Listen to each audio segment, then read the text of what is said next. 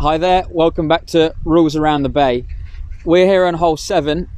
Myself and Kingsley, we're both going to demonstrate and recreate a couple of scenarios for you so you can see, depending on where your ball crosses the penalty area, how you take the drop.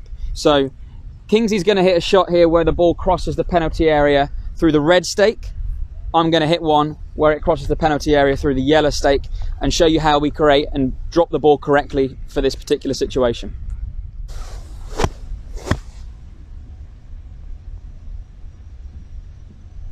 Oh dear, oh dear, oh dear. So it's landed just over. Okay, Ian, I need a ruling. I have entered the penalty area just down here. I've marked it with a T. What are my options from here? Okay, you've got 3 options from there. You can take 2 club lengths from your point of entry. You can go back and play from where you last played your last shot from, or you can keep the point of entry in line with the flag and go back as far as you wish. Okay, let's have a look at those 3 options again. Okay, I'm going to measure out 2 club lengths from that point of entry.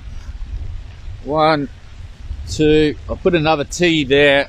I'd have to drop in this area. I want a downslope rough. I've still got to get over that water. I don't like this option. We're going to go have a look at the other 2.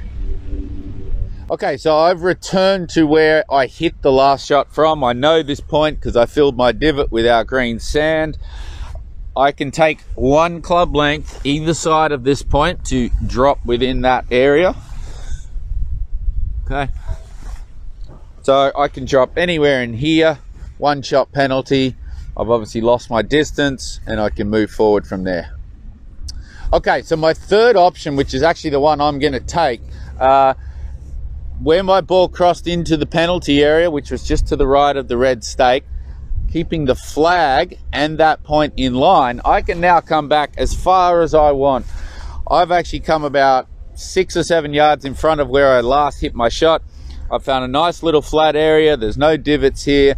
I like the yardage better to the flag. So this is going to be my choice, which I estimate is right here. I'll mark that spot. Again, I'll put a T either side, 1 driver length. My ball must be dropped in that area, 1 shot penalty, and I can continue on. Okay, Ian, so my shot was slightly different to Kingsley's there. Although we both entered the water, my ball actually landed over the penalty area, halfway up the bank, and it rolled back down and crossed via the yellow stake here, by this yellow point here. Do I have the same options? Because ideally I'd like to take a drop here if possible. No, unfortunately you don't, Sam. You've only got 2 options in this case. You can go back and play from where you played your last shot from, or you can line up between the flag where the ball entered and as far back, which would be the far side of the yellow penalty area. So you would need to go to the far end of the pond if you're going to take line release. Okay, maybe let's go and have a look over that way just to see what we're faced with. Yeah, definitely, let's go. Okay, and so for my second option, it was back on line of play. So I've picked the point, I've had to come all the way across the water here. So it actually leaves me with about a 200 yard shot plus over water. So not really a great option. I think in this instance, my best option would be to play from where I previously played my shot from.